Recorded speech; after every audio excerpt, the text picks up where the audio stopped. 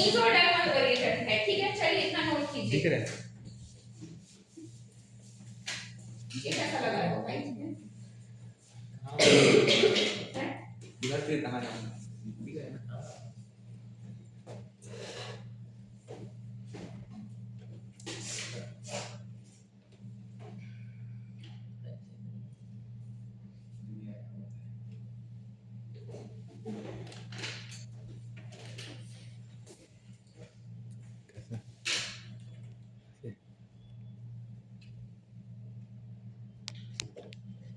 ओ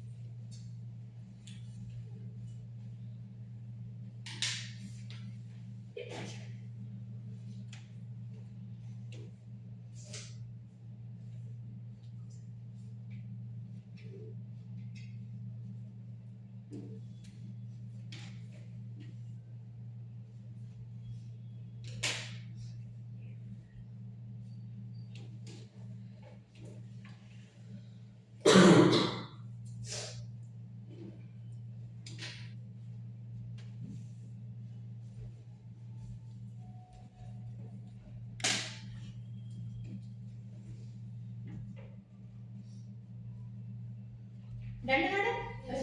चलिए चलिए, अब सबसे पहले हेडिंग डाली है। सबसे पहले हमको पढ़ना है, कौन सा पढ़ना है? एपिथेलियल टिश्यू पढ़ना है। तो चलिए सबसे पहले हेडिंग डालेंगे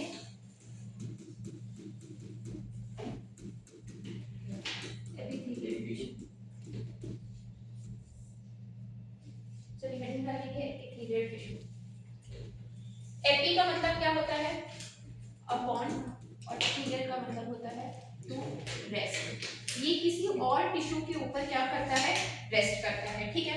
यहाँ पर अगर हम बात करेंगे तो क्या आप जो है मुझे क्या ये बता सकते हैं कि एपिथेलियल टिश्यू के पास क्या कोई ब्लड सप्लाई होती है या नहीं रहती है? कैसे बता सकते हैं आप? स्किन में तो जब डालूंगी तो भी खून निकलता है। उसके नीचे होती है ना सुपरफिशियल, नीचे। बिल्कुल सही बात है। जब आप सुई चुभाते हो, ठीक है, तो अगर आप सुपरफिशियल ऊपर में जादू दिखा दो ना, अरे भाई खून नहीं निकला, खून नहीं निकला, ठीक है, मतलब आप कौन से लेयर को पकड़ रहे हो? एपिथेलियल। थोड़ा सा अंदर डालो कि आपको खून निकलना चालू हो जाएगा, ठीक है। बात समझ रहे? तो एपिथेलियल टिश्यू में अगर हम बात करते हैं तो इतना कॉम्पैक्ट अरेंजमेंट रहता है, बिल्कुल भी वहां पर बीच-बीच में स्पेस नहीं रहती। तो इतनी कुछ भी स्पेस नहीं रहती, इसकी वजह से ब्लड सप्लाई जो है वो कभी वहां पर इंटरवीन नहीं कर पाती है, ठीक है। तो भैया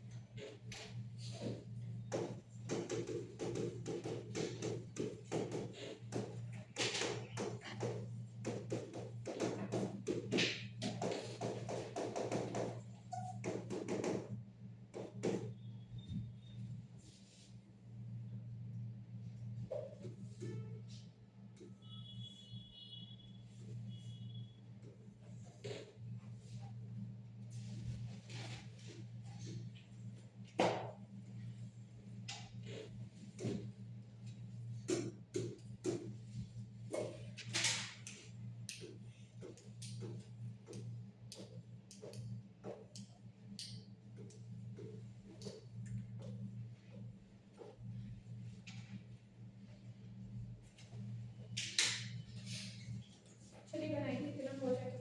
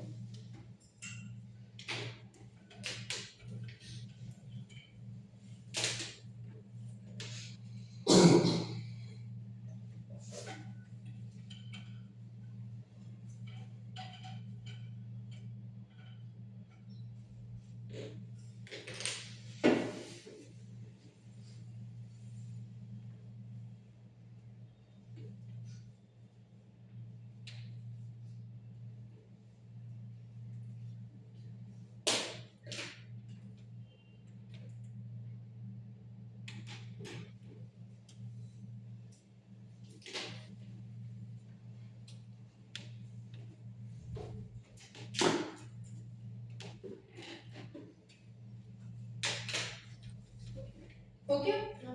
हो गया। चलिए आते हैं, अब हम जो है एपिथेलियल टिश्यू के बारे में बात करते हैं। तो एपिथेलियल टिश्यू का मतलब क्या रहता है कि किसी और टिश्यू के ऊपर ये क्या करता है, रेस्ट करता है ना।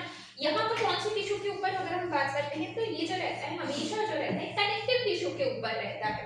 अब एपिथेलियल टिश्यू के बारे में बात करते हैं तो ये इसका एपिकल सरफेस है। अब देखिए क्या कहती है एनसीईआरटी, या तो ये एपिकल सरफेस आउटर एनवायरनमेंट में होगा या तो बॉडी फ्लूइड को फेस करेगा। तो देखिए ये जो मैंने ग्रीन वाला बनाया है वो क्या है, आपका एपिथेलियल टिश्यू है। तो देखिए या तो ये आपके आउटर, ये आपका आउटर एनवायरनमेंट हो गया, ठीक है, this is the outer environment है ना। या तो ये आपके आउटर एनवायरनमेंट को फेस कर रहा है या तो ये क्या हो, आपके लाइनिंग को बनाए, either it is forming the covering or it is forming the lining. इतना बात समझ आया।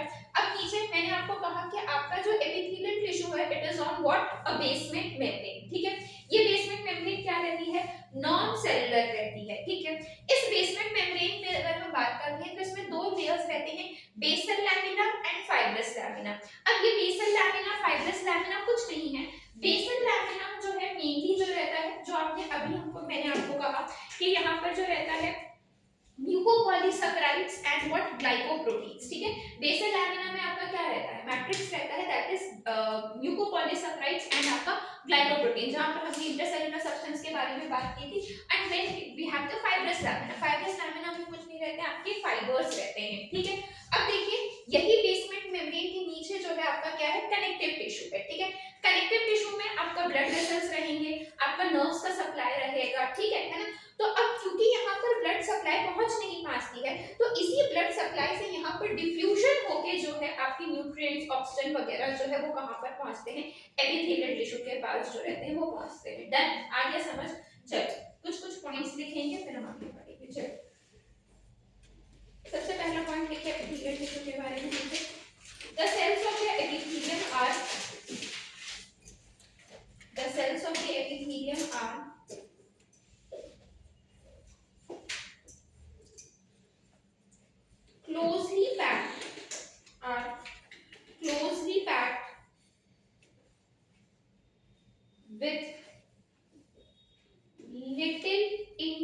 Intercellular matrix. इंटरसेल्युलर मैट्रिक्स का मतलब क्या है आपका? इंटरसेल्युलर मैट्रिक्स का मतलब क्या होता है, किस बारे में बात की जा रही है? सेल्स, दो सेल्स के बीच में अभी तो बताया intercellular matrix, intercellular matrix, intercellular substance, mucopolysaccharides and glycoproteins. क्या कर रहे हो भाई? ठीक है, तुम लोग अब ऐसा लगता है कि मैं मक्कारी करी हूँ इतने पूरे साल भर में है, नहीं पढ़ा रही हूँ, बाकी सब तुम लोग का खत्म हो चुका है?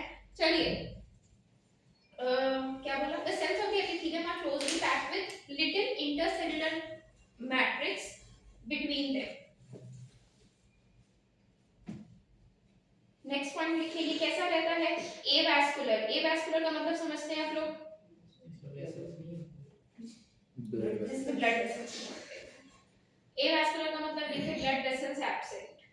इसको नहीं पता है वो लिखेंगे एवास्कुलर का मतलब लिखेंगे ब्लड वेसल्स एब्सेंट।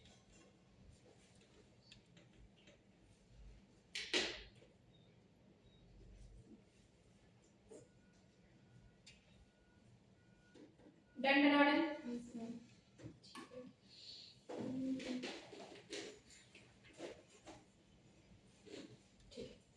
अब अगर हम बात करते हैं तो देखिए सीधा यहाँ पर अगर हमने बात करती हूँ तो जो इसका एपिकल सरफेस था, ठीक है, इस एपिकल सरफेस के पास क्या हो सकते हैं? May have modifications. ठीक है, क्या हो सकते हैं इसके पास? मॉडिफिकेशंस हो सकते हैं। अभी मॉडिफिकेशंस क्या है आपको पता है? अरे क्या हो सकता है भाई, इनके पास क्या हो सकता है मॉडिफिकेशंस में, बताइए जरा। हाँ नहीं वो नहीं, वो तो भाई टाइप आगे हम उसमें सिंपल एपिथेलियम पढ़ेंगे। अब्जॉर्प्शन के लिए बहुत बढ़िया। इनके पास क्या हो सकते हैं? That they can have microvilli. ठीक है, या तो इनके पास क्या हो मॉडिफिकेशंस में? दे हैव माइक्रोविलाई हो, या तो इनके पास क्या हो? सीलिया हो। ठीक है, किसका? इनका जो एपिकल सरफेस है। ठीक है, दे कुड हैव आइदर सीलिया। चलिए लिखिए इतना।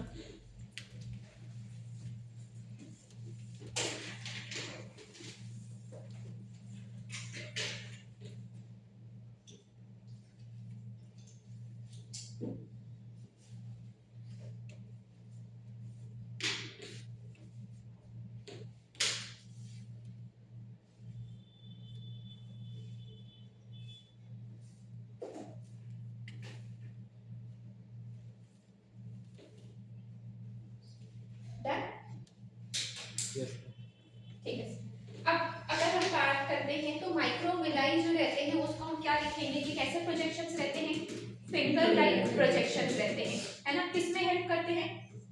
एब्जॉर्प्शन में क्या करते हैं? हेल्प करते हैं। ठीक है, फिंगर लाइक प्रोजेक्शंस रहते हैं, also known as brush bordered epithelium. तो इसको हम क्या कहते हैं? Also known as brush bordered epithelium.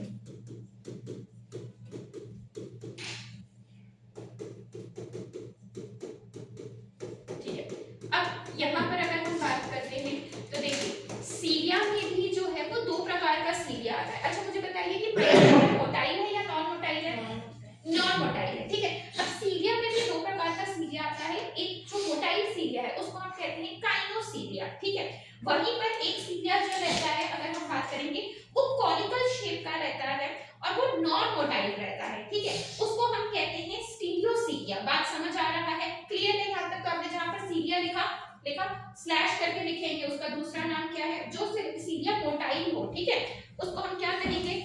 काइनोसीलिया।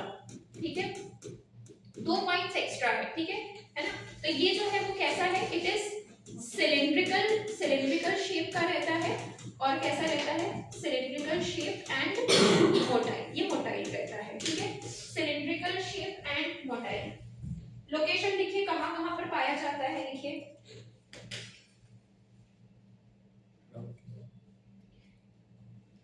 लिखिए कहां कहां पर है, लिखिए। Inner surface of hollow organs like bronchioles, fallopian tube, etc.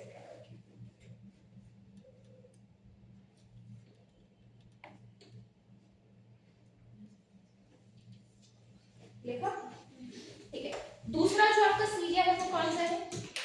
स्टीरियोसीलिया। ठीक है, स्टीरियोसीलिया के बारे में लिखेंगे, कैसा है? लिखिए conical shape comma motile non motile non motile. लिखिए conical shape comma non motile. कहां पर प्रेजेंट रहता है? लिखिए एग्जांपल में लिखिए epididymis and vas deferens. Epididymis and vas deferens. Females में नहीं होते। पैरोटिड ट्यूब मूव करना रहता है ना, तो आपका सीलेटेड रहेगा। ठीक है, क्लियर है यहाँ तक? ठीक है। और स्पर्म वाले में जो रहता है उसको मूव, स्पर्म जो है अपनी फ्लैचुलर मूवमेंट से मूव करता है, तो यहाँ पर सिर्फ और सिर्फ थोड़ा बहुत हेल्प आउट करने के लिए, सरफेस एरिया को बढ़ाने के लिए जो रहता है वो ये स्टीरियोसीलिया रहता है। ठीक है। नेक्स्ट अगर हम बात कर रहे हैं, चलो ठीक है, नेक्स्ट जो है आप बात करेंगे किसके बारे में बात करेंगे? हो गया? किसको कोई डाउट है? आगे बढ़ो। चलो नेक्स्ट है, आप हेडिंग डालेंगे टाइप्स ऑफ एपिथेलियम। ठीक है, एपिथेलियम के टाइप्स क्या है? देखिए हम जो पढ़ने वाले हैं वो एपिथेलियम भी पढ़ेंगे और कनेक्टिव भी पढ़ेंगे। न्यूरल में हो चुका है, मस्कुलर वाला मसल्स में हो चुका है, क्योंकि वहां पर स्ट्रेटेड, नॉन स्ट्रेटेड और कार्डियक पढ़ना था, तो वहां पर मैंने डिफरेंस लिखा दिया है। एपिथेलियल और कनेक्टिव बच रहा है। ब्लड भी नहीं पढ़ाऊंगी क्योंकि ब्लड हमने पढ़ लिया कहां पर? बॉडी फ्लूइड्स में पढ़ लिया। ठीक है ना? तो यही दो बचे हैं, उसको करेंगे। टाइप्स ऑफ एपिथेलियम में क्या रहता है आपका? है सिंपल और दूसरा आपका क्या है? कंपाउंड। ठीक है, सिंपल का मतलब क्या रहता है? बहुत बढ़िया। ठीक है, सिंपल का मतलब है made up of single layer of sales.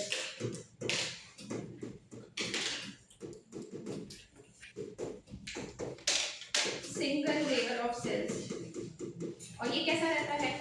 Multi layer रहता है, बहुत सारे परत से मिलकर बना हुआ है।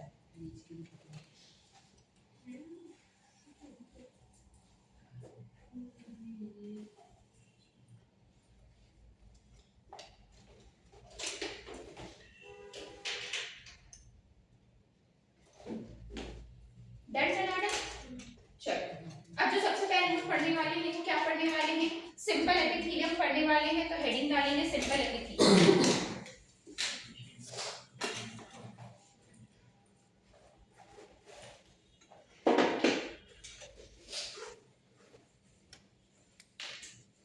डन? चलिए पॉइंट की ऑन द बेसिस ऑफ, देखिए एनसीईआरटी क्या कहती है, लिखिए ऑन द बेसिस ऑफ, किस बेसिस पे हमने डिवाइड किया है उसको लिखिए on the basis of structural modification, on the basis of structural modification,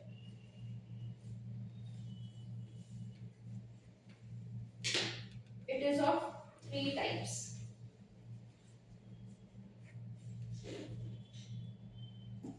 कौन कौन सा है? सबसे पहला आपका कौन सा है? Simple squamous epithelium. तो सबसे पहला आपका कौन सा है? लिखेंगे simple squamous epithelium. Simple squamous epithelium. Simple squamous epithelium का दूसरा नाम क्या है पता है? नहीं पता है? लिखिए पेवमेंट। टाइल्स लाइक स्ट्रक्चर रहता है, इसलिए उसको क्या कहते हैं? पेवमेंट। पेवमेंट एपिथेलियम भी कहा जाता है इसको। और दूसरा नाम पता है? टेसेलेटेड भी बोला जाता है। ठीक है, ये तीनों इसका नाम है। ठीक है, पेवमेंट एपिथेलियम कहे या आप इसको कहे टेसेलेटेड एपिथेलियम। पेवमेंट एपिथेलियम क्यों कहा जाता है? Because of due to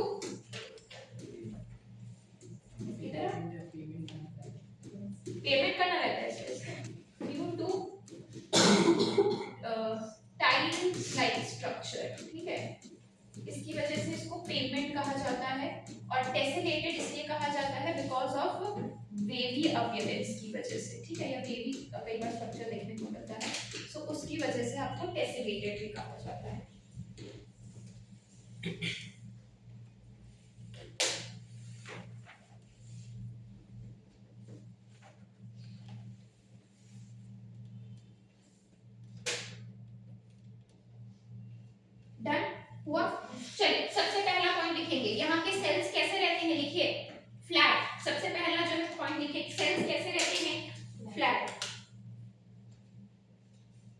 sales कैसे रहते हैं, लिखिए फ्लैट।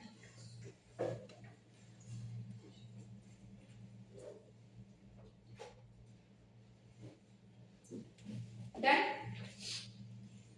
नेक्स्ट लिखेंगे न्यूक्लियस, लिखिए कैसा है nucleus, flat and located in centre. कहां पर है nucleus, flat, located in centre.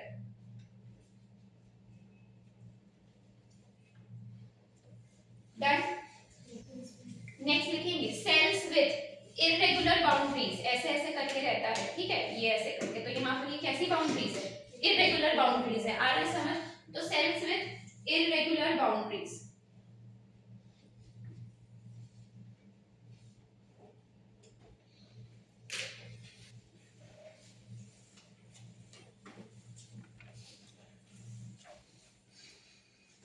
चलिए नेक्स्ट लिखेंगे फंक्शन। फंक्शन लिखिए, एनसीईआरटी क्या कहती है इसके फंक्शन का, लिखिए diffusion and filtration. Diffusion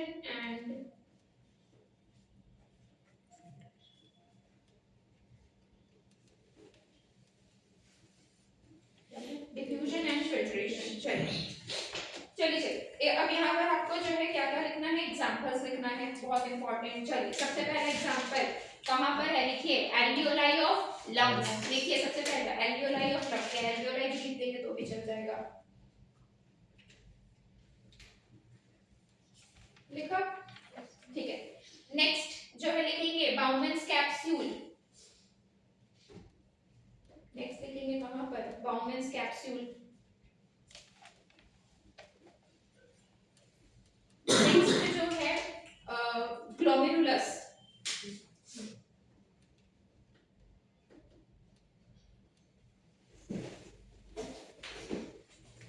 done. Next आपका लूप ऑफ हेनले में रहता है, कौन सा loop of Henle, descending loop of Henle, तो लिखिए descending, DLOS, descending loop of Henle.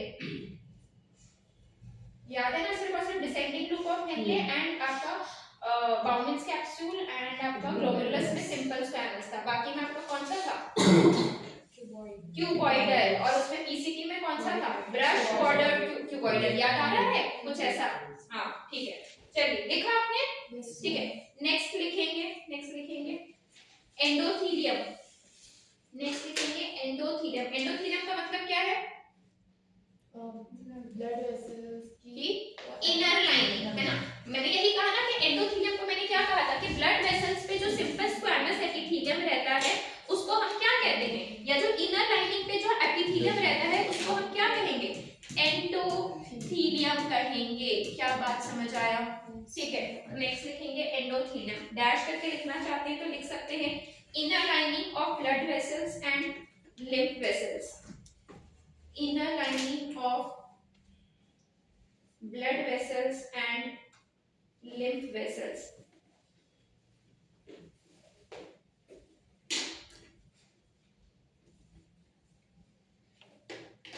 लिखा, लास्ट लिखेंगे, ये एक एक्स्ट्रा लिखवा रही हूँ, ठीक है। लिखेंगे mesothelium. Mesothelium, this is an extra point, ठीक है। लिखिए मीजोथीलियम।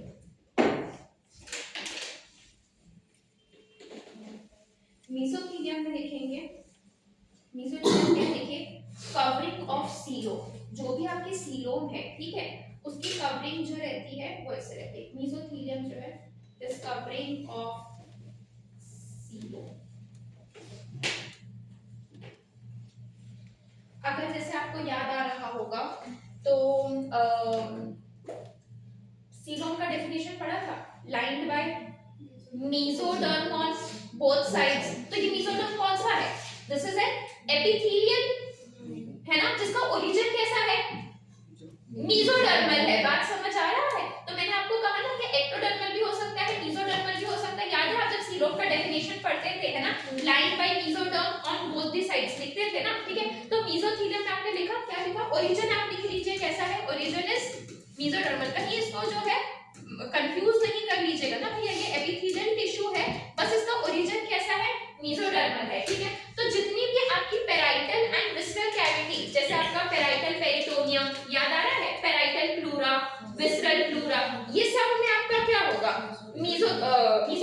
होगा, ठीक है। तो डैश करके आप लिख लीजिए, एक दो चीजें लिख लीजिए,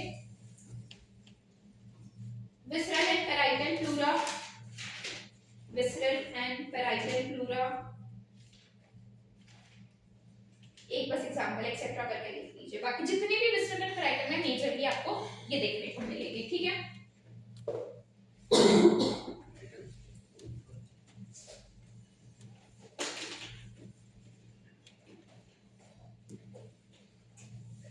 डन बनाने, चलिए नेक्स्ट जो था, तो हमने क्या कहा था, हमने सिंपल एपिथेलियम को किस बेसिस पे डिफाइन किया था या क्लासिफाई किया था, स्ट्रक्चरल मॉडिफिकेशन, ठीक है। तो इसके स्ट्रक्चर में जैसे आपका सिंपल स्क्वामस का स्ट्रक्चर जो है वो कैसा है, फ्लैट है। अब नेक्स्ट हम इसमें मूव करेंगे क्यूबॉइडल, मतलब उनका जो शेप है वो कैसा है, क्यूब है ना, मतलब क्यूबॉइडल है, ठीक है। तो नेक्स्ट आप हेडिंग डालिए simple cuboidal epithelium, next heading डालिए या क्यूबॉइडल एपिथेलियम हेडिंग डालिए, सिंपल क्यूबॉइडल मत डालिए, क्यूबॉइडल एपिथेलियम हेडिंग डालिए। देखा क्यूबॉइडल एपिथेलियम, चलिए देखिए सेल्स कैसे रहेंगे, क्यूबिकल, सेल्स कैसे रहेंगे, क्यूबिकल।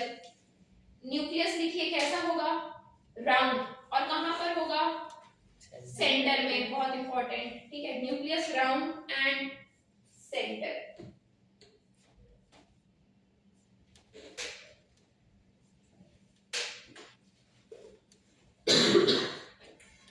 डन, ठीक है। अब आपका क्यूबॉइडल एपिथेलियम के भी 3 टाइप्स हैं, कौन कौन से,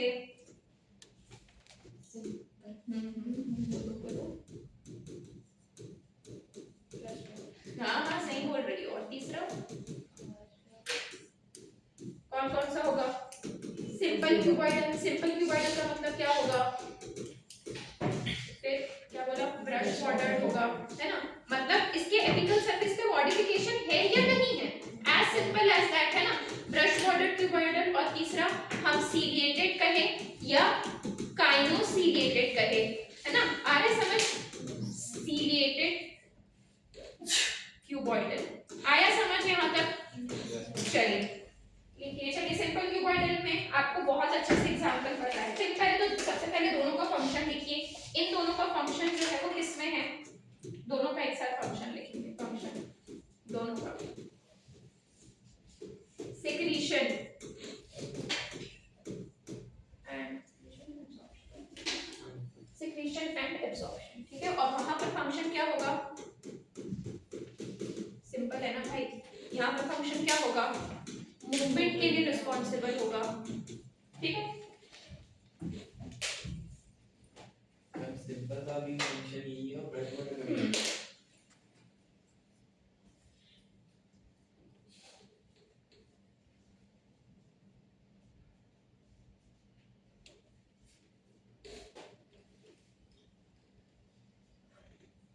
डन, चलिए सिंपल क्यूबॉइडल का एग्जांपल बताइए, अभी हमने पढ़ा, बताया आपको, बोलो डीसीटी, हाँ डीसीटी, चलिए बढ़िया लिखिए डीसीटी, फिर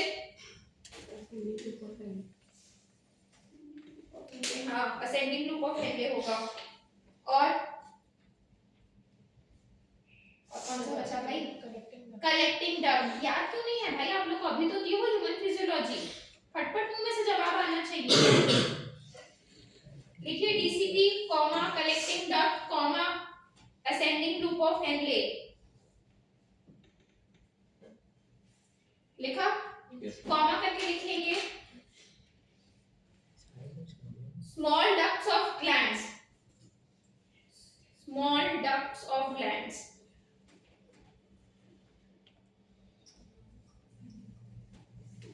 small ducts of glands, लिखा, और कॉमा करके लिखेंगे थायराइड के फॉलिकल्स में भी यही रहता है, लिखिए थायराइड फॉलिकल्स,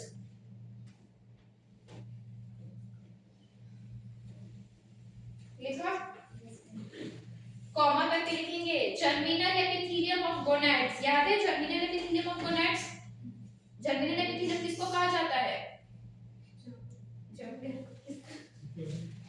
अरे भाई ओवा स्पर्म, ओवा के अराउंड आपको याद है जर्मिनल एपिथेलियम कवरिंग जो थी, याद आ रही है, टेस्ट दिए हो भाई, कैसा करते हो? कौन सा जमाने का टेस्ट है भाई? आप लोग का ह्यूमन फिजियोलॉजी 2022 में दिए थे क्या? है गजनी के भी तुम लोग नहीं, गजनी प्रो लेवल का था, तुम लोग उसके प्रो लेवल के हो। 15 मिनट में भूलता था, तुम लोग 15 सेकंड में भूलते हो। लिखो germinal epithelium of gonads. Gonads का मतलब क्या है? हां चलो अच्छा इतना बता, मेरे को लगा वो भी याद करवा।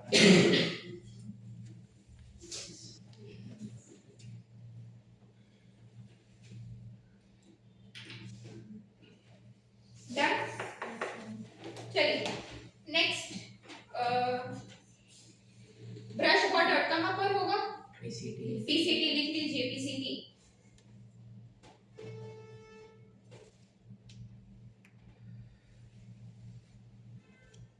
लिखा पीसीटी। नेक्स्ट आप जो है इसमें लिखेंगे सीलिएटेड क्यूबॉइडल में लिखेंगे ब्रोंकियोल्स में। लिखिए ब्रोंकियोल्स। ब्रोंकियोल्स में भी लिखिए स्मॉलर ब्रोंकियोल्स।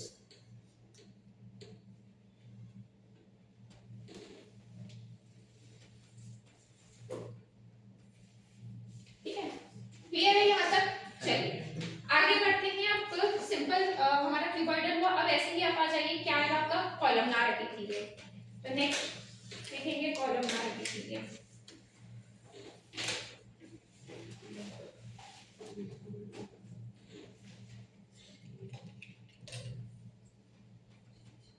डन।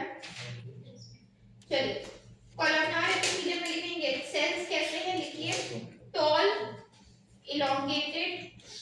लिखेंगे सेल्स कैसे हैं, tall elongated comma slender. Cylinder वाला नहीं, स्लेंडर, स्लेंडर सेल्स है।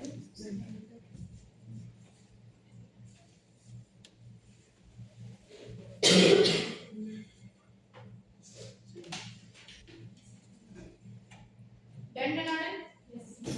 चलिए नेक्स्ट जो है आप लिखिए न्यूक्लियस। न्यूक्लियस कैसा है, लिखिए oval and located at base. Base. ये बहुत इंपॉर्टेंट है, ठीक है, एंड लोकेटेड एट बेस। अगर ऐसे ही आपको मान लीजिए क्वेश्चन ऐसा है कि आपको 4 एग्जांपल्स दिए रहे कोई भी जगह के, ठीक है, मतलब एक आपको दे दिया जाए एंडोथेलियम, ठीक है, एक आपको दे दिया जाए फॉर एन एग्जांपल एक आपको जैसे आपको फैलोपियन ट्यूब दिया जाए, है ना, एक एंडोथेलियम दिया जाए, एक फैलोपियन ट्यूब दिया जाए, एक आपका थायराइड फॉलिकल्स दिया जाए, ठीक है, हमने बोला हमने एग्जांपल बना दिया ना, एंडोथेलियम दिया जाए, एक आपका थायराइड फॉलिकल्स दिया जाए, एक आपका फैलोपियन ट्यूब दिया जाए, और एक जो है आपका पीसीटी दिया जाए, ठीक है, और बोला जाए इसमें से ऑड वन आउट निकालो। किस बेसिस पे निकाला? बेस बेस पे है न्यूक्लियस। आया समझ? ठीक है, किस हिसाब से क्वेश्चन बन सकता है, क्लियर है? वहां पे ये नहीं सोचना कि इसमें से कैसे ऑड वन आउट निकाल ले, सब तो अलग अलग जगह पे है, ठीक है, तो यहाँ पर जो है आप कैसे निकाल रहे हैं, क्योंकि इसका जो न्यूक्लियस है वो कहाँ पर है, बेस पे है, ठीक है। चलिए देखा न्यूक्लियस जो है वो ओवल है एंड लोकेटेड एट बेस, ठीक है। इसके भी मॉडिफिकेशन सेम होंगे, simple columnar, brush border columnar, देखिए simple columnar, brush border columnar, kinociliated, और दूसरा लिखेंगे स्टीरियोसीलिएटेड। इसमें स्टीरियोसीलिएटेड का एग्जांपल लिखना है, ठीक है, काइनोसीलिएटेड कॉमा, मतलब नेक्स्ट एक और होगा स्टीरियोसीलिएटेड, ठीक है।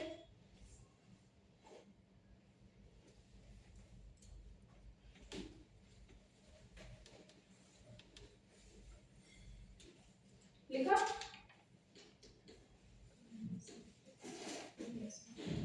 चलिए simple columnar, brush bordered columnar, function लिखेंगे दोनों का क्या है, secretion and absorption, secretion and absorption,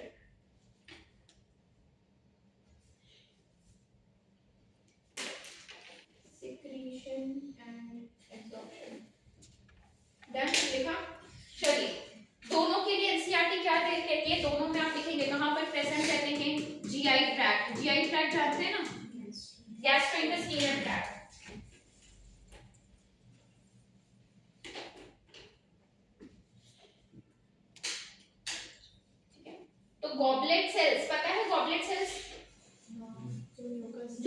उसको क्या करते हैं, है ना, सिक्रीट करते हैं, वो आपका किस में आ जाएगा, would be in your brush border cuboidal, ठीक है। तो आप जब वहां पर लिखना चाहते हैं तो लिख लीजिए गॉबलेट सेल। गॉबलेट सेल किसका पार्ट है, जीआई ट्रैक्ट का ही तो पार्ट है ना, आपको याद होगा, हम जब डाइजेशन में पढ़ते थे, ठीक है, कि आपके वहां पर जो सिक्रीशंस रहते हैं गॉबलेट सेल्स के, ठीक है, तो आप गॉबलेट सेल्स भी लिख सकते हैं, ठीक है, ब्रश बॉर्डर कॉलमनार, ठीक है। चलिए काइनोसिलिएटेड में देखिए फैलोपियन ट्यूब,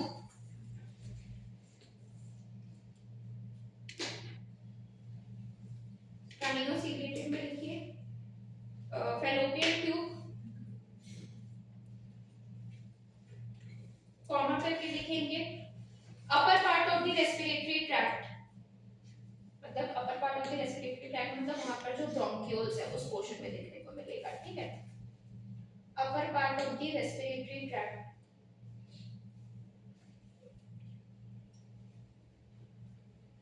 और स्टीरियोसिलिएटेड में जो आपने पहले एग्जांपल लिखा था एपिडिडाइमिस कॉमा वास डिफरेंस, ठीक है।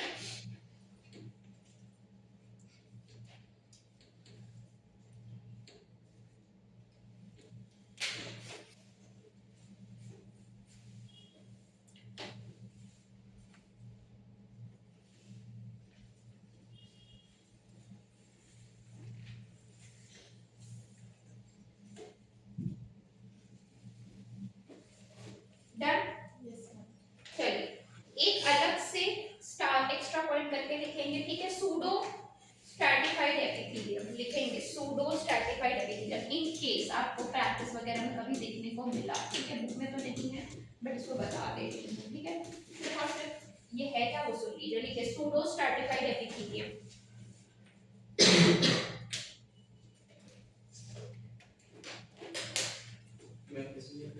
अलग से लिखिए pseudo stratified epithelium. Fourth point जैसे कोलमनार है, हाँ, कोलमनार एपिथेलियम के बाद नेक्स्ट जो है वो सूडो स्ट्रैटिफाइड एपिथेलियम लिखिए।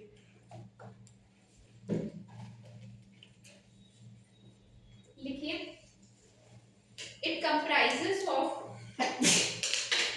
Single layer of cell,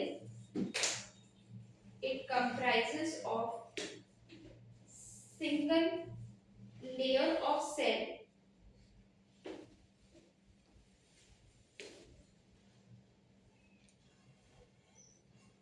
but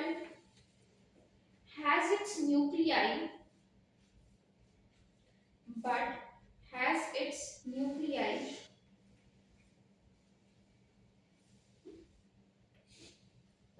positioned in a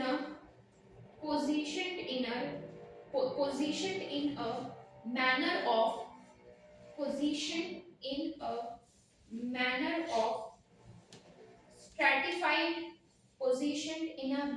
of stratified bracket में लिखेंगे multi layer, positioned in a manner of stratified bracket में लिखेंगे मल्टी लेयर, ब्रैकेट बंद करके लिखेंगे एपिथेलियम।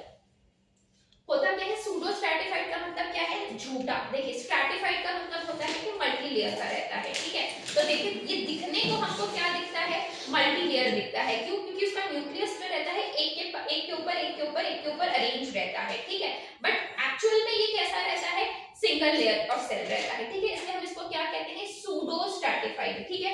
एग्जांपल्स वगैरह लिखने की जरूरत नहीं है, ठीक है, क्योंकि हमको जो है बस सीधा सीधा जो हमको देखना था कि भैया कहाँ रहता है, एग्जैक्टली ये है क्या, तो इतना, ठीक है।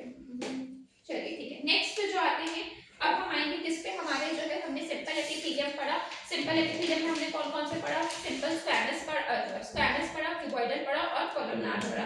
स्क्वैमस, सिंपल स्क्वैमस को हम क्या कहते हैं, टेलमेंट भी कहते हैं, टेसेलेटेड भी कहते हैं, क्यों, टेलमेंट जो है वो फ्लैट लाइक है, टेसेलेटेड वेवी अपीयरेंस की वजह से है, ठीक है। सेल्स कैसे रहते हैं, फ्लैट रहते हैं, न्यूक्लियस कैसा रहता है, फ्लैट रहता है, कहां पर रहता है, सेंटर में रहता है, ठीक है। एग्जांपल्स आपके क्या है, आपका मेसोथीलियम है, आपका एंडोथीलियम है, फंक्शन क्या है आपका, क्या है, डिफ्यूजन एंड फिल्ट्रेशन आपका, और कहां पर रहता है, बाउंडेंस कैप्सूल ग्लोमेरुलस आपका लंग्स के एल्वियोलाई में रहता है, ठीक है, यहां सब में पाया जाता है, ठीक है। फिर उसके बाद आप किस पे आए थे, आपने जो है देखा था क्यूबॉइडल, क्यूबॉइडल में आपके सेल्स जो रहते हैं वो क्यूबिकल रहते हैं, सॉरी सेल्स क्यूबिकल रहते हैं, न्यूक्लियस कैसा रहता है, राउंड रहता है, कहां रहता है, सेंटर में। इसमें आपका कौन कौन सा आ जाएगा, simple cuboidal, brush border cuboidal और काइनोसीलिएटेड, है ना।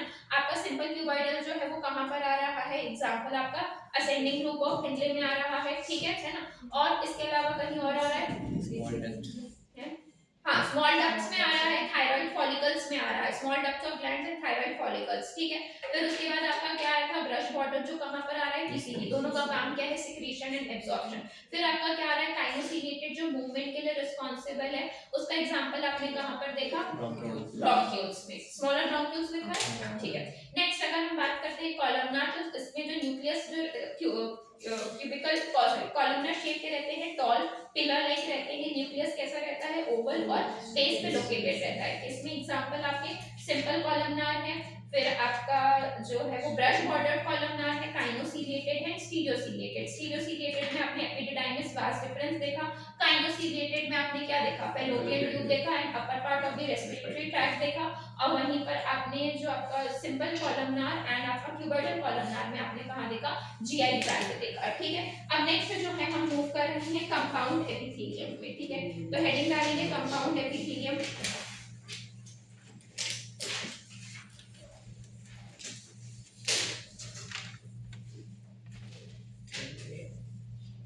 कंपाउंड एपिथेलियम,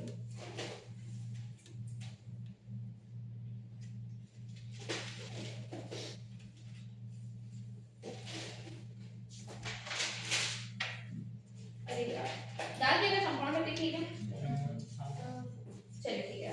एक और है क्या है, सिंपल का, चलिए बाद में उसको लिख देंगे, आप साइड में बाद में लिख लीजिएगा, ठीक है। चलिए कंपाउंड एपिथेलियम लिखिए, चलिए कैसा है ये, सिंगल लेयर्ड या मल्टी लेयर्ड, मल्टी लेयर्ड लिखिए, कैसा है, multi layered, limited role in, पहला पॉइंट लिखेंगे मल्टी लेयर्ड, दूसरा पॉइंट लिखेंगे limited role in secretion and absorption, limited role in secretion and absorption. Done. Next point लिखेंगे, provides protection against chemical and mechanical stress. Provides protection against chemical and mechanical stress. ठीक है।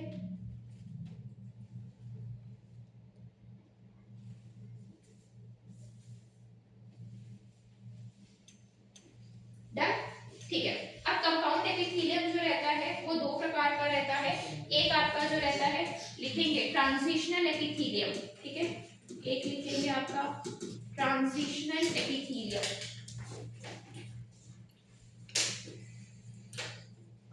कौन, और दूसरा ही नाम जो है इसका लिखिए, और स्ट्रेचेबल, और दूसरा नाम लिखिए यूरियोथेलियम, ये ट्रांजिशनल, स्ट्रेचेबल और क्या है, यूरियोथेलियम, ये तीनों जो है इसके बारे में बात की जाती है, ठीक है।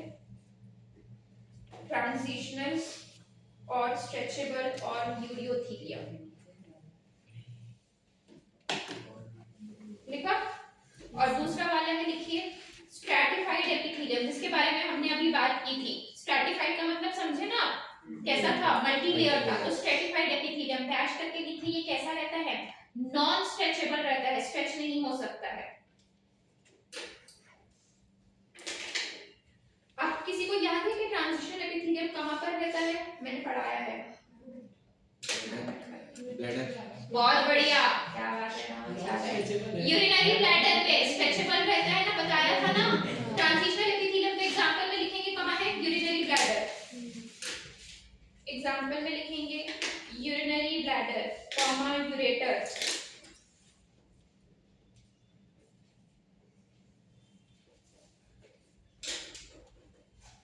लिखा, ठीक है।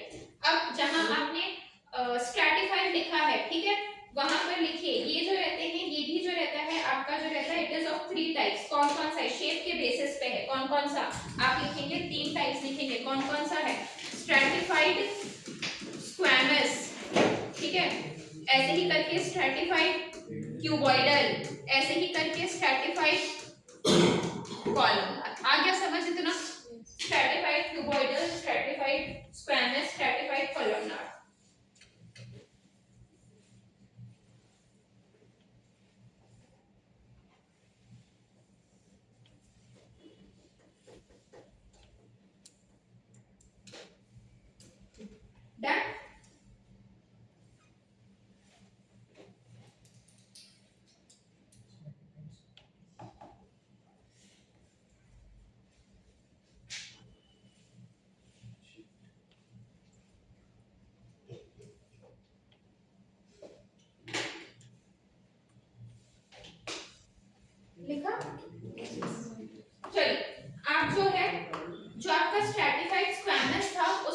दो प्रकार के लिखेंगे। आपकी बुक में एग्जांपल्स मेंशन किए गए हैं, ये नहीं बताया गया है कि कौन सा किसका है, ठीक है। तो अगर आप ऐसे याद रखना चाहते हैं तो बहुत अच्छी बात है, और सिर्फ आप एग्जांपल्स याद रखना चाहते हैं तो भी जैसा आप लोग ठीक करते हैं, ठीक है। Keratinised and non keratinised, keratinised non keratinised,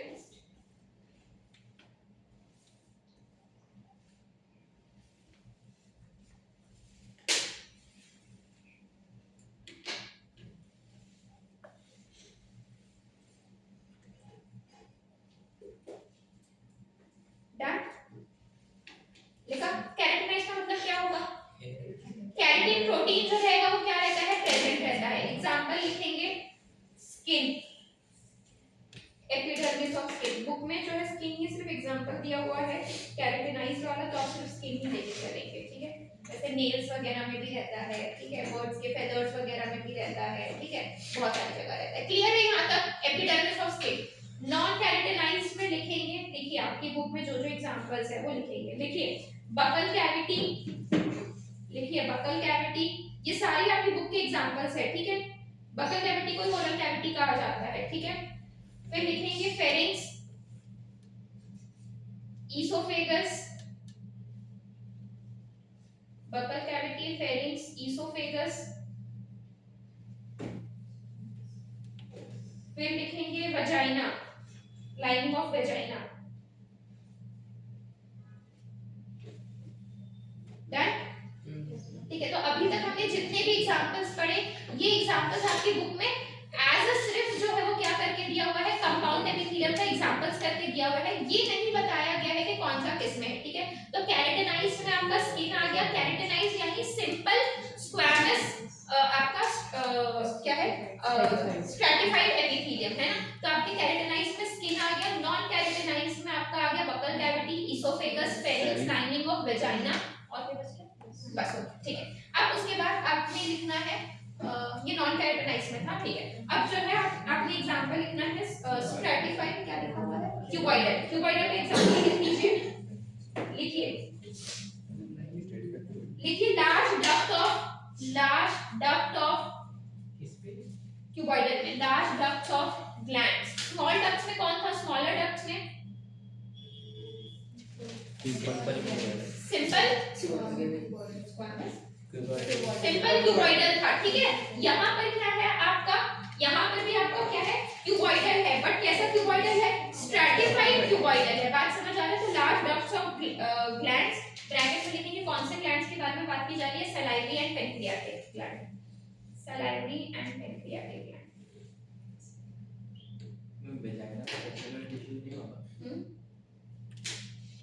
vagina में जो रहता है वो वहां पर जो स्ट्रेचिंग होती है that is because of hormone की वजह से होती है, ठीक है। हाँ, ये जो रहता है टिश्यू का स्ट्रेच होने वाली बात नहीं है, मतलब यहाँ पर अच्छा वैसा उस टर्म्स में बोल रहे हो टिश्यू का स्ट्रेच होने में नहीं, मतलब यहाँ पर जो ये जो स्ट्रेचिंग जो है यहाँ की ये डिफरेंट स्ट्रेचिंग है, और वो जब आप क्या बोलते हैं डिफरेंट बात कर रहे हो तो वो मेनली जो रहता है वहां पर वो वैसोकंस्ट्रिक्शन वैसोडाइलेशन की वजह से होता है। जैसे अगर हम बात कर रहे हैं इसमें आपके जैसे मेल्स में अगर हम बात करें तो जब पेनिस के इरेक्शन के बारे में भी बात करते हैं, ठीक है, तो वहां पर टिश्यूज तो प्रेजेंट रहते हैं, बट मेनली जो आपका जो स्ट्रेचिंग है it is because of prostaglandin, ठीक है। तो मेनली वैसोकंस्ट्रिक्टर्स वैसोडाइलेटर्स की वजह से स्ट्रेचिंग आपको देखने को मिलती है थोड़ा बहुत, और साथ साथ में थोड़ा बहुत टिश्यू का रोल रहता है। तो एकदम भी आप हर एक तरीके से ये प्रोटेक्टिव जो है वो कवरिंग है, ठीक है। तो यहाँ पर जो लाइनिंग में जो प्रेजेंट है वो आपका नॉन स्ट्रेचेबल, ऐसा नहीं है कि स्ट्रेचेबल नहीं रहता होगा, बट हो सकता है कि और विद इन द लेयर्स में और स्ट्रेचेबल टिश्यू रहता होगा। आपकी सिलेबस के हिसाब से हमको इतना पढ़ना है, ठीक है, क्लियर। चलिए आगे बढ़ते हैं। अब कोलमनार का जो है आपकी बुक में एग्जांपल नहीं दिया हुआ है, तो अब लिखना चाहते तो लिख लीजिए, रहने दीजिए, मत लिखिए, इतना ही याद कर लीजिएगा।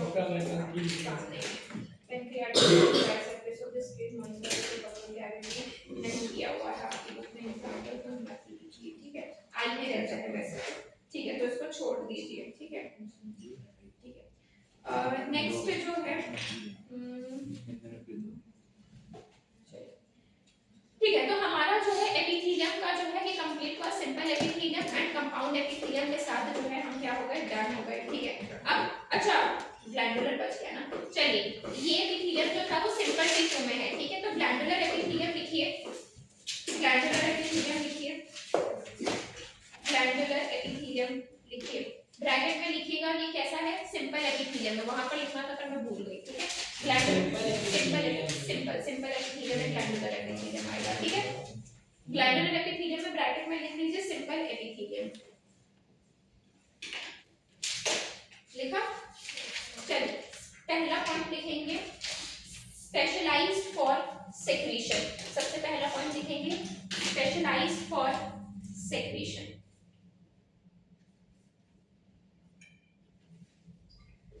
देखो नेक्स्ट पॉइंट लिखेंगे cells are either cuboidal or columnar, cells are either cuboidal or columnar.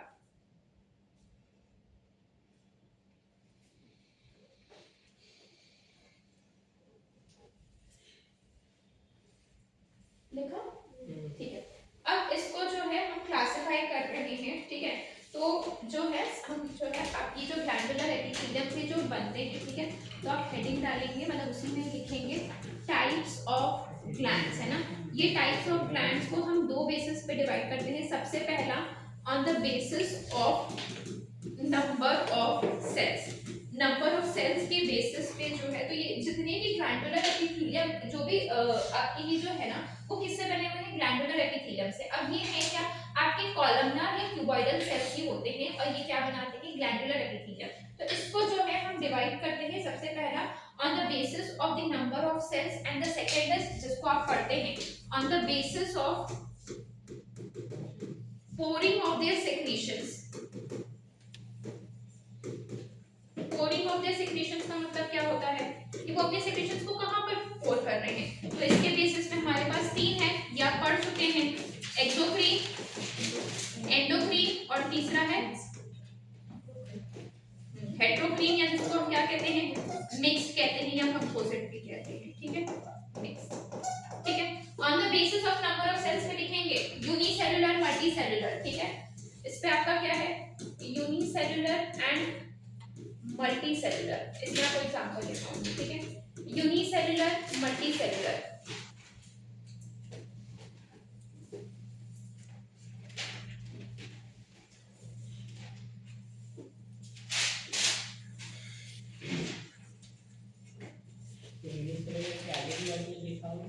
हाँ लिखाऊंगी, ऐसे चला हाँ ऐसे चला दो।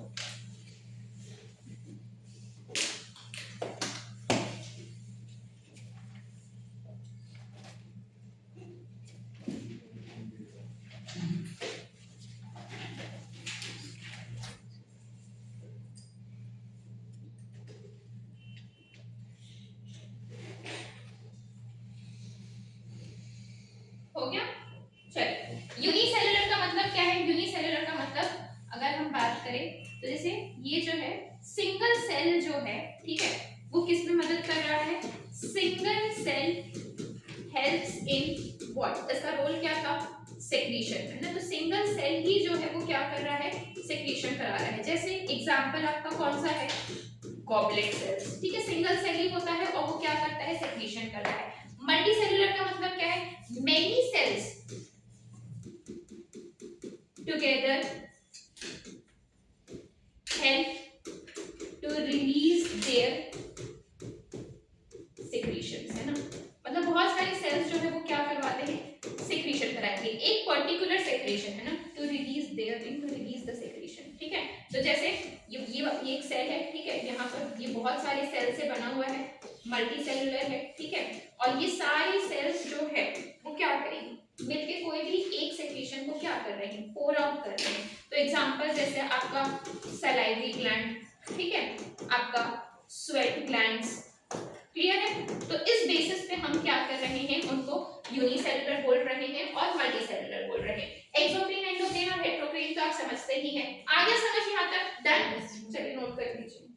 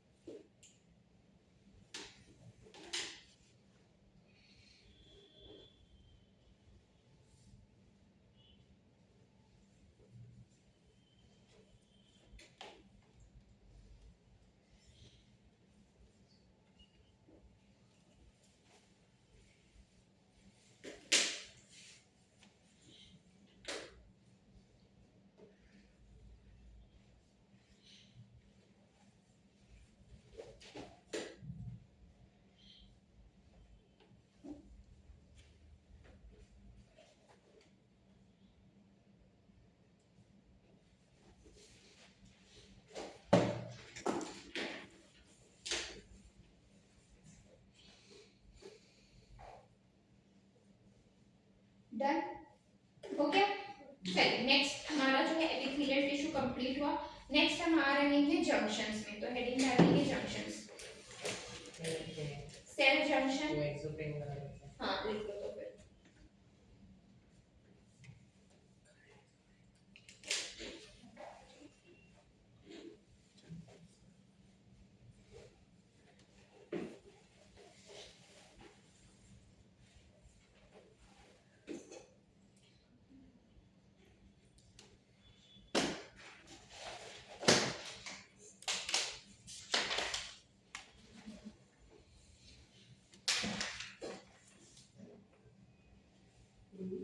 तो हेट्रोकाइन को स्लैश नेक्स्ट टू लिखे हो। ओके ओके चलिए नेक्स्ट डालेंगे जंक्शंस, या उसको आप कह सकते हैं इंटरसेल्युलर जंक्शंस। ठीक है, ऑब्वियसली बात है, दो सेल के बीच में बनेगा ना, तो उसको हम क्या कहेंगे, इंटरसेल्युलर जंक्शंस।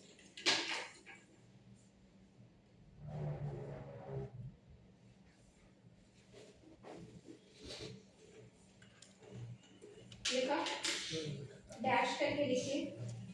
देखिए सबसे पहले लिखिए कैसे रहते हैं, दे आर प्रोटीनेशियस, प्रोटीन से बने रहते हैं। देखिए सबसे पहले लिखिए they are proteinaceous.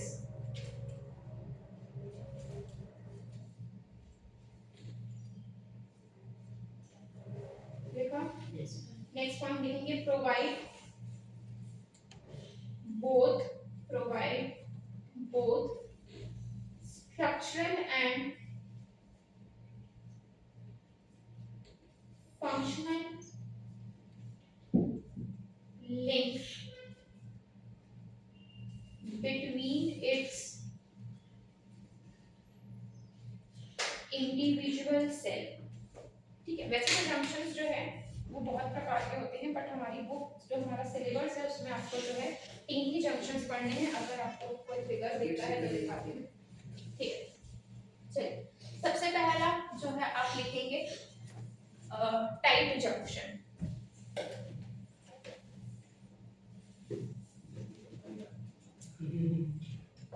Junction railway station आने से जंक्शन कॉलेज की प्रोटीन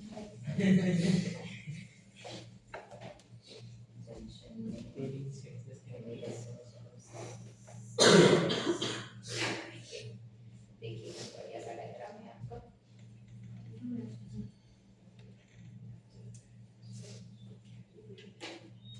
ठीक है, देखिए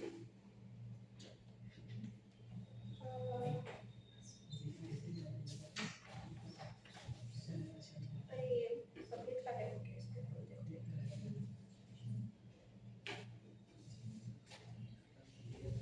ये देखिए आपको जो है यहाँ पर जो है आप जो है आपकी बुक में कौन सा है, सबसे पहला टाइट जंक्शंस है। ठीक है, तो ये देखिए ये जो रहता है, देखिए ऐसा नहीं है कि भाई जंक्शंस जो है वो सिर्फ और सिर्फ क्या कहते हैं एपिथेलियल टिश्यू के बीच में बनता है। ठीक है, ये जो रहता है मोस्टली एपिथेलियल टिश्यूज के वहां पर जो है बनता है, बट ये आपके न्यूरल में भी और मस्कुलर में भी जो है वो क्या है देखने को मिल सकता है। ठीक है, अब जैसे आप टाइट जंक्शन को देखिए, तो यहाँ पर अगर टाइट जंक्शन को देखेंगे तो ये क्या कर रहा है भाई, सीधा सा अगर आप यहाँ पर देखना चाहे, यहाँ पर टाइट जंक्शन ये देखिए, ये देखिए यहाँ पर इस फिगर में देखिए ये रहा आपका टाइट जंक्शन। ठीक है, तो ये क्या कर रहा है, कोई भी सेल के अक्रॉस जो है वो क्या नहीं होने देता, लीकेज नहीं होने देता। ठीक है, मैंने आपको क्या बताया, ये जो जंक्शंस है वो किससे बने हुए हैं आपके, जो है it is made up of proteins. तो देखिए यहाँ पर जो है टाइट जंक्शंस में आप देखिए, यहाँ पर देखिए लिखा हुआ क्लोरीन, ऑक्सीडीन, जोना ऑक्सीडेंस, एक्टोमाइसिन। एक्टोमाइसिन आपको पता है ना, पढ़ते हैं ना, किसमें आता था एक्टिन मायोसिन में, किसमें था भाई, किसमें सेल में कहां पर पढ़ते थे, साइटोस्केलेटल स्ट्रक्चर्स में था ये। कौन सा साइटोस्केलेटल स्ट्रक्चर है ये, बहुत बुरा हाल है भाई, बहुत बुरा हाल है, कौन सा है, कौन सा साइटोस्केलेटल स्ट्रक्चर है एक्टिन मायोसिन,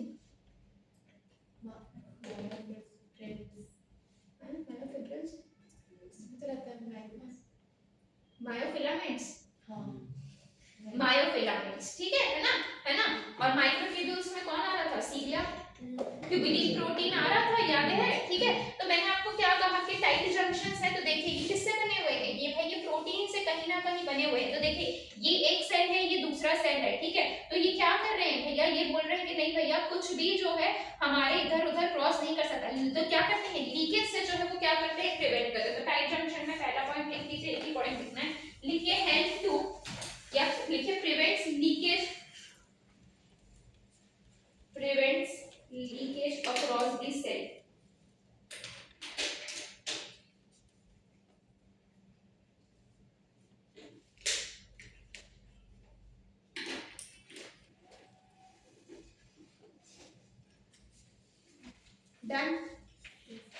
ठीक है।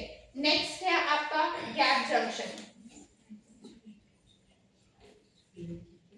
ठीक है। तो नेक्स्ट है आपका गैप जंक्शन, तो देखेंगे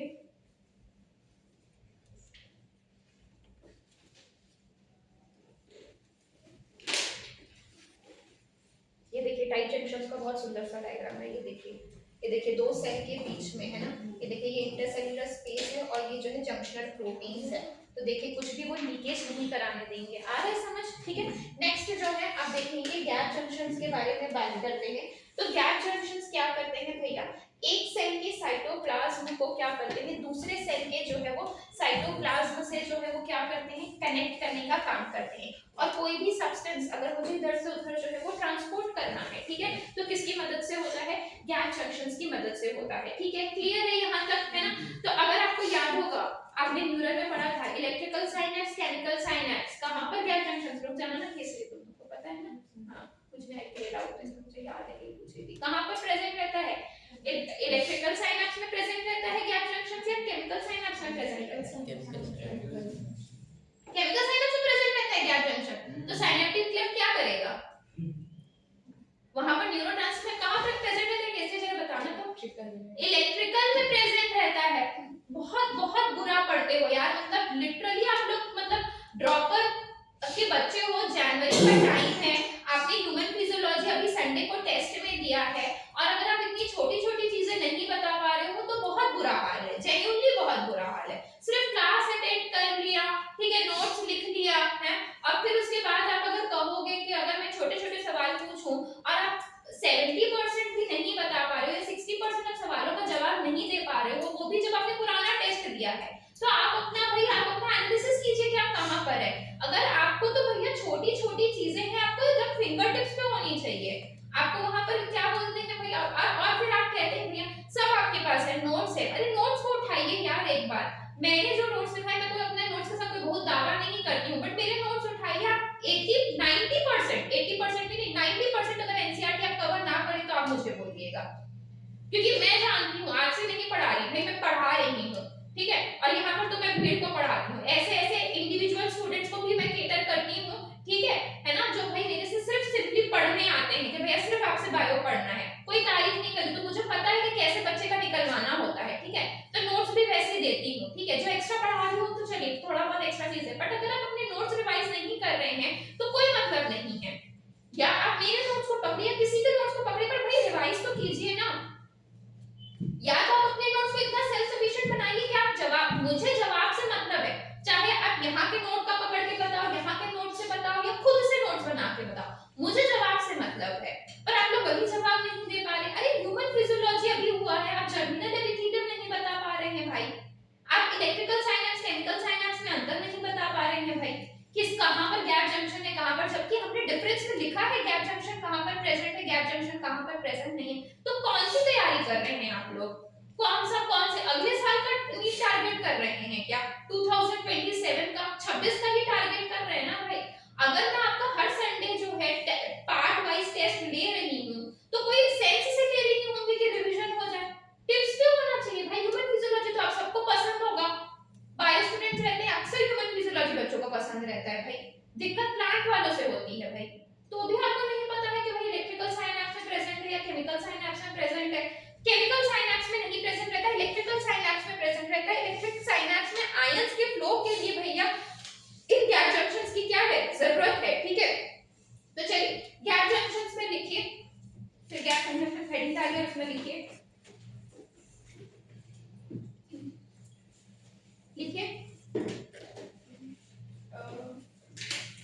helps the cell to communicate with each other, helps the cell to communicate with each other by connecting the cytoplasm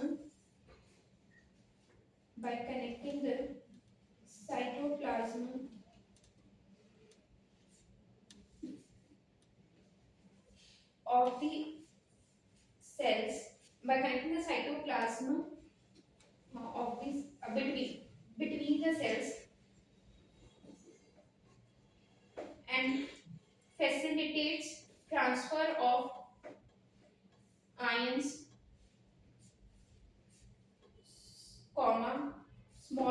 big molecules. ऐसे liquid Transfer of ions, comma small molecules, small and big molecules. ठीक है.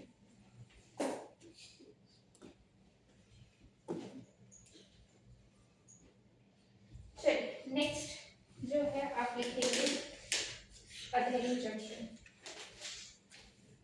Next लिखेंगे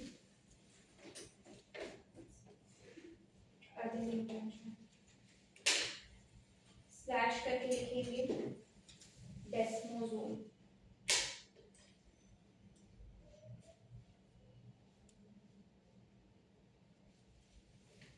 देखा slash करके लिखेंगे macula MACULA macula adherence. Macula adherence.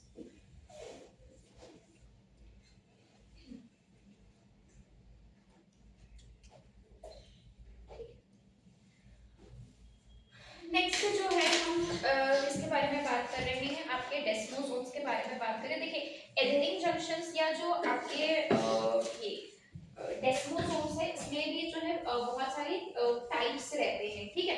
तो अभी आप मोटा मोटी ये समझिए कि हम जो है एक सुपरफिशियल पढ़ रहे हैं. ठीक है. तो डेस्मोसोम्स के बारे में अगर हम बात करते हैं तो देखिए ये जो है ये किससे बने रहते हैं फिलामेंट्स रहते हैं. इंटरमीडिएट क्या रहते हैं फिलामेंट्स रहते हैं.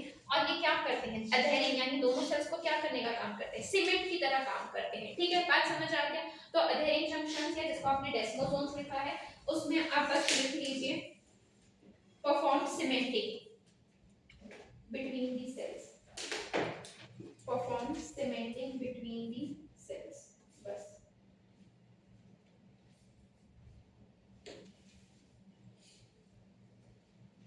Done? चलिए एपिथेलियल टिश्यू आपका डन हुआ. नेक्स्ट अब आपका आएगा कनेक्टिव टिश्यू. तो हेडिंग डालेंगे कनेक्टिव टिश्यू. हेडिंग डालेंगे कनेक्टिव टिश्यू. चलिए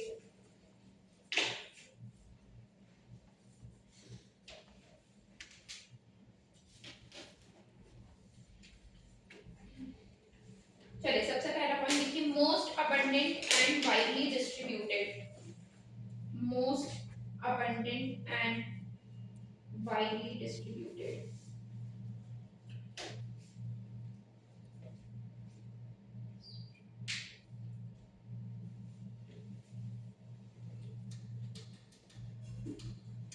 देखा. चलो नेक्स्ट पॉइंट लिखेंगे support other tissue slash organs. Supports other tissues slash organs.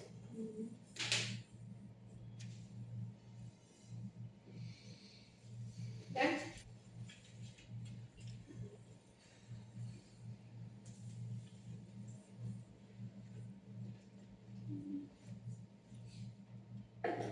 ठीक है. नेक्स्ट लिखेंगे कंपोजिशन.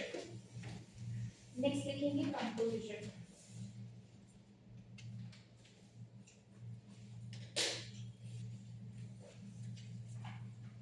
ठीक है. ये देखो ये तीन चीज कंपोजिशन है ना. कंपोजिशन किसका कनेक्टिव टिश्यू का. ठीक है. तो यहाँ पर जो रहता है वो क्या रहता है ग्राउंड सबस्टेंस मतलब जो भरा पड़ा है ना. जो हमने क्या कहा था आपने बात की थी किसके बारे में बात की थी आपके क्या रहते हैं यहाँ पर ग्राउंड सबस्टेंस का मतलब क्या है आपके म्यूकोपॉलीसैकेराइड्स प्लस आपके ग्लाइकोप्रोटीन है ना. इट इज म्यूकोपॉलीसैकेराइड्स प्लस आपके ग्लाइकोप्रोटीन. ठीक है. म्यूकोपॉलीसैकेराइड्स में भी आपका जो मेजरली जो म्यूकोपॉलीसैकेराइड जो पाया जाता है इज हाइलुरोनिक एसिड. अब हाइलुरोनिक एसिड कहीं पर पढ़ते हैं हाइलुरोनिक एसिड कहाँ पर पढ़ रहे थे कहाँ पर था ओवा में था. हाइलुरोनिडेज एंजाइम एक्रोसोमल रिएक्शन के दौरान हाइलुरोनिक एसिड सीरम्स में भी रहता है ना लगाते हैं ना मुंह में पता है ना. तो आपका जो क्या बोलते हैं म्यूकोपॉलीसैकेराइड एंड ग्लाइकोप्रोटीन. नेक्स्ट आपका जो कनेक्टिव टिश्यू रहता है उसमें क्या रहते हैं सेल्स रहते हैं और दूसरे जो रहते हैं वो आपके क्या रहते हैं फाइबर्स जो रहते हैं वो प्रेजेंट रहते हैं. ठीक है. अब फाइबर्स में भी अगर हम बात करेंगे तो हमारे पास जो रहते हैं दो फाइबर्स हमको पढ़ना है. एक आपका है collagen fibres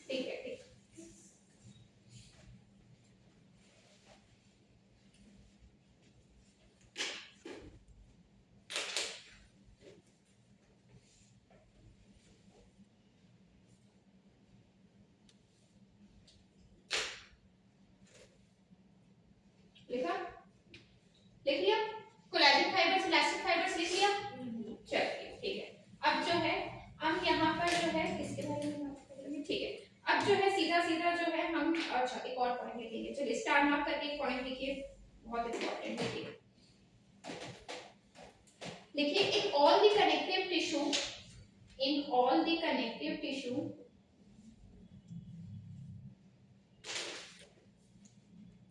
except blood, except blood, the cell secretes, blood को छोड़ के बाकी सारे आपके कनेक्टिव टिश्यू में क्या होंगे, फाइबर्स होंगे, ठीक है। तो except blood the cell secretes fibers made of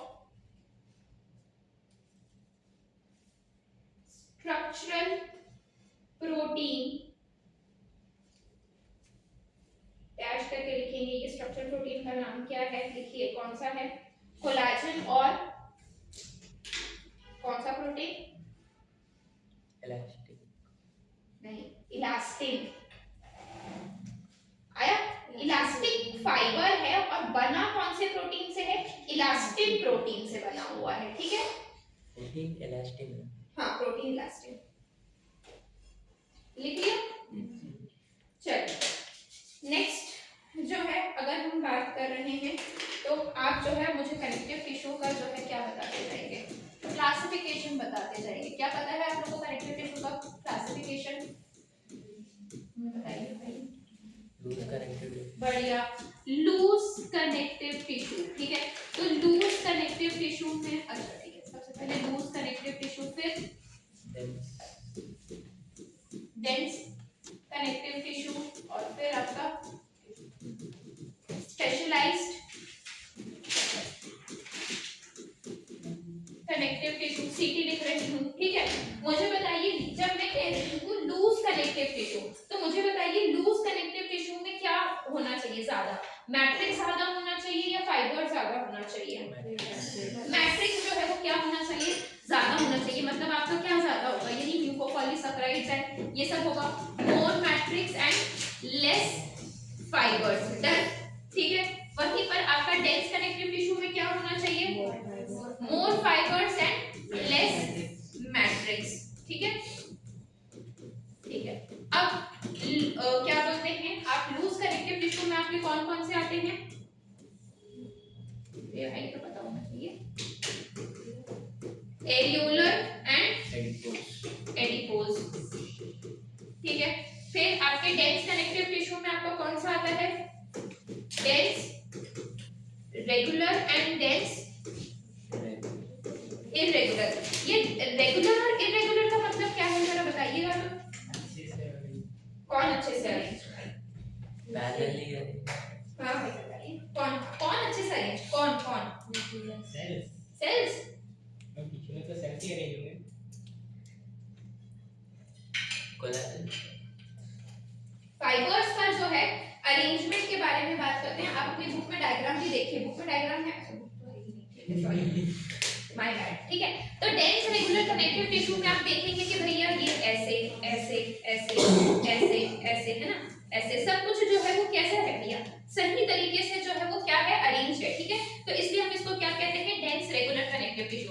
आपके डेंस रेगुलर कनेक्टिव टिश्यू में कौन आते हैं, आपके टेंडेंस एंड आपके लिगामेंट्स आते हैं, ठीक है। फिर आपके स्पेशलाइज्ड कनेक्टिव टिश्यू में आपका क्या क्या आता है, इतना लिखिए, बाजू में जगह है, कौन से आते हैं आपके फ्लूइड कनेक्टिव टिश्यू और आपका क्या आता है skeletal connective tissue. Fluid connective tissue में आपका क्या आ जाएगा, ब्लड एंड लिम्फ, और स्केलेटल कनेक्टिव टिश्यू में आपका क्या आ जाएगा, बोन एंड कार्टिलेज, है ना। तो इसमें आपका क्या आ जाएगा, इसलिए तो हम कहते हैं ना कि ब्लड जो है वो हमारा क्या है, कनेक्टिव टिश्यू है। So it is fluid connective tissue. Fluid connective tissue में we have the bone and the sorry blood and the lymph, ठीक है। आपका क्या है, ब्लड और क्या क्या है आपका लिम्फ है। वहीं पर आपका जो नेक्स्ट है वो आपका क्या है, स्केलेटल। थोड़ा सा अच्छे से बना लीजिएगा ना, यहाँ पर मैं खिचड़ी कर रही हूँ, ठीक है। स्केलेटल कनेक्टिव टिश्यू में आपका क्या आ जाएगा, बोन आ जाएगा और आपका क्या आ जाएगा, कार्टिलेज आ जाएगा, ठीक है।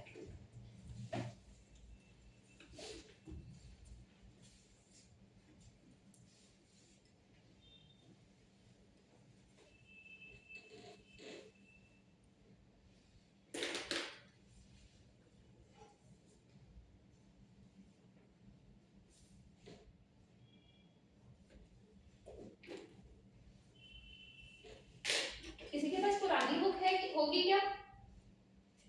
है? हाँ, अभी नहीं है ना। जिसके पास भी होगी पीडीएफ प्लीज बना लीजिएगा और कल पीडीएफ लेके आइएगा, ठीक है? और ग्रुप या तो स्वप्निल को डाल दीजिएगा, स्वप्निल जी आप ग्रुप में डाल देंगे, ठीक है? ग्रुप में सबका एक्सेस है। ग्रुप में सबका access है। मेरे को भी दे देना ना भाई, पुरानी बुक टिश्यूज वाला। हमारी आवाज को क्या करें? शादी के बाद तब मिलने नहीं आता। सुबह मुलाकात होती है ना इससे। क्लास चल रहती है हमारी। मैं क्लास छोड़ती हूँ, मैं क्लास लेने बसती हूँ।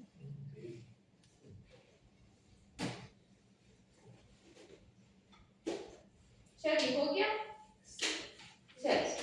चलिए सबसे पहले जो है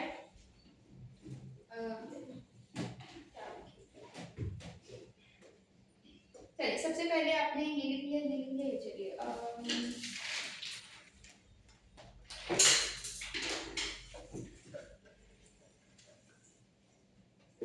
वहां पर आपने कोलेजन फाइबर्स और आपने इलास्टिक फाइबर्स लिखा है ना?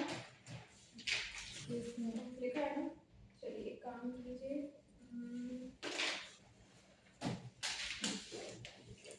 ठीक है, उनके बारे में जो है वहीं पर पॉइंट्स लिख लीजिए जहाँ पर हमने कोलेजन फाइबर और इलास्टिक फाइबर लिखा ना। 2-3 पॉइंट्स है, जगह है आप लोग के पास लिखने के लिए, अगर नहीं है तो अलग से फाइबर्स में कोलेजन फाइबर और इलास्टिक फाइबर लिख लीजिए। हम एक एक करके सब कुछ पढ़ेंगे। हमने जो है फाइबर्स पढ़ने हैं, मैट्रिक्स तो मैंने आपको बता दिया, मैट्रिक्स में अगर चलिए पहले तो सबसे पहले फाइबर्स के बारे में लिखिए। फाइबर्स में लिखिए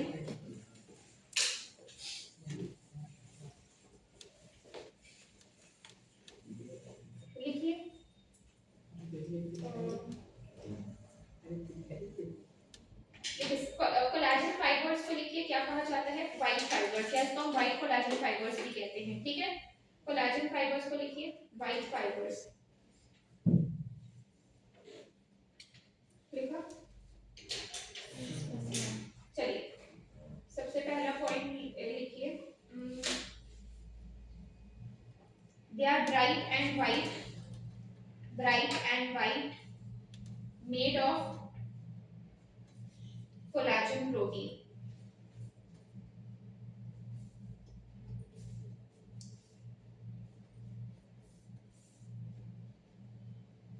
डन।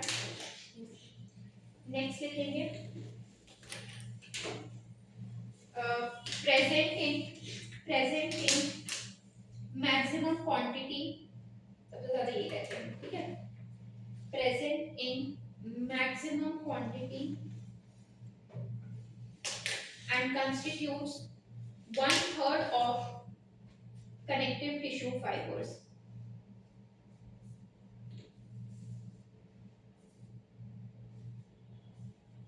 लिखा? 1/3 of connective tissue fibers. लिखा? नेक्स्ट लिखेंगे ये कैसे रहते हैं, लिखिए अनब्रांच्ड। ये कैसे रहते हैं? अनब्रांच्ड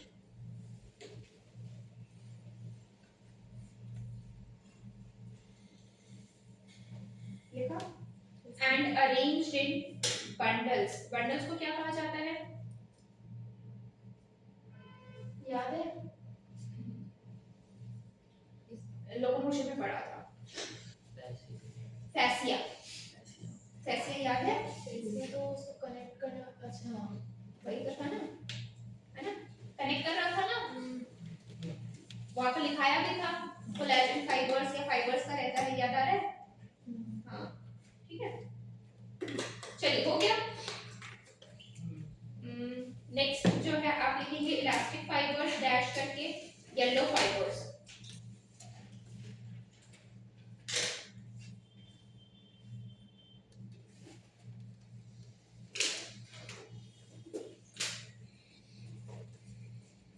लिखिए yellow in colour and composed of elastin protein.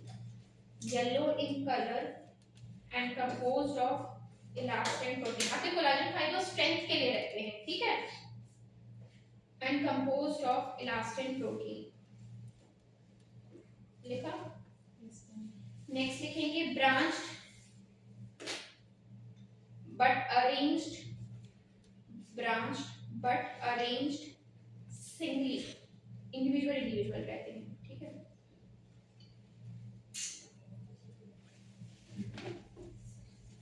Done, चलिए उसी में कुछ रखा लिखिए branches of these fibers form a network, branches of these fibers form a network।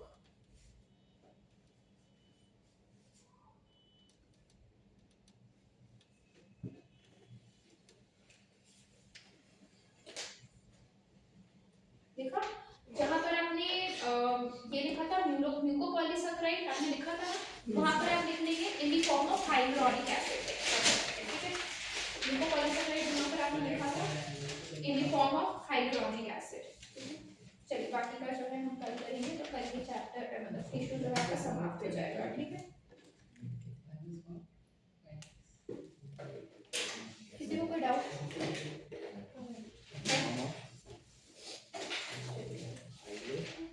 बाकी का कल करेंगे।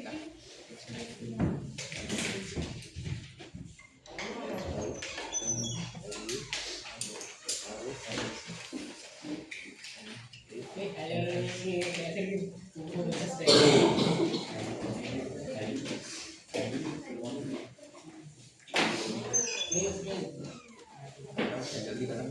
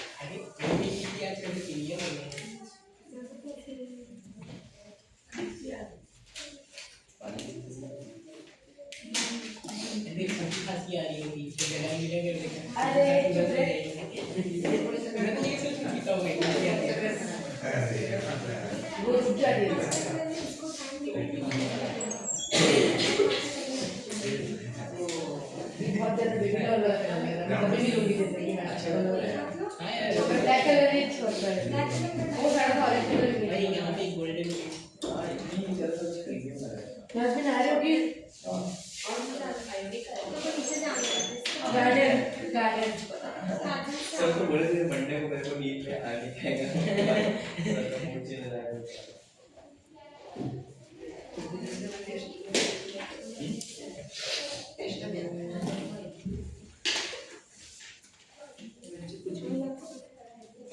अरे चालू ही है भाई।